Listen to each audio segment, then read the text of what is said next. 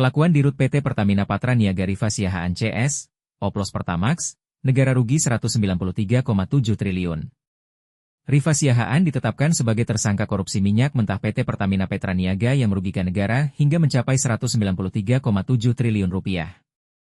Rifa Siahaan menjabat Direktur Utama PT Pertamina Patra Niaga. Direktur Penyidikan pada Jaksa Agung Muda Bidang Tindak Pidana Khusus Kejagung, Abdul Kohar menuturkan dugaan korupsi ini membuat negara merugi hingga 193,7 triliun rupiah. Kohar menyebut kerugian negara akibat kasus korupsi ini berasal dari berbagai komponen seperti rugi impor minyak, rugi impor BBM lewat broker, dan rugi lantaran pemberian subsidi. Adapun kasus ini bermula ketika dalam periode 2019 hingga 2023, pemerintah tengah mencanangkan pemenuhan minyak mentah harus dari dalam negeri.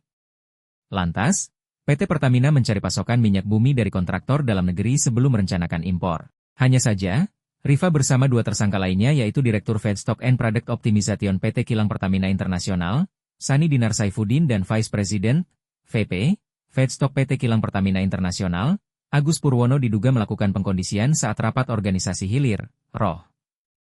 Dalam rapat tersebut diputuskan agar produksi kilang diturunkan untuk membuat hasil produksi minyak bumi dalam negeri tidak sepenuhnya terserap. Tak sampai di situ, Kohar mengatakan produksi minyak mentah dalam negeri oleh KKKS dengan sengaja ditolak karena keputusan ROH sebelumnya. Adapun penolakan dilakukan dengan dalih produksi minyak mentah KKKS tidak memenuhi nilai ekonomis meski kenyataannya masih sesuai harga perkiraan sendiri, HPS. Selain itu, penolakan juga dilandasi dalih produksi minyak mentah KKKS tidak sesuai spesifikasi meski faktanya berbanding terbalik. Alhasil PT Kilang Pertamina melakukan impor minyak mentah dan PT Pertamina Patra Niaga mengimpor produk kilang di mana terjadi perbedaan harga signifikan dibandingkan harga dalam negeri. Dalam kegiatan ekspor minyak diduga ada main mata antar para tersangka di mana Rifan, Sani, Agus, dan Dirut PT Pertamina International Shipping Yoki Firnandi telah mengatur kesepakatan harga dengan broker. Broker yang juga ditetapkan menjadi tersangka tersebut adalah beneficiary owner atau penerima manfaat dari PT Navigator Katulistiwa, Muhammad Keri Andrianto Riza, Komisaris PT Katulistiwa dan PT Jenggala Maritim, Dimas Werhaspati, dan Komisaris PT Jenggala Maritim dan PT Orbit Terminal Merak, Gading Ramadan Joede. Tak cuma itu, rangkaian perbuatan tersangka yang juga dilakukan yaitu dugaan markup kontrak pengiriman minyak impor.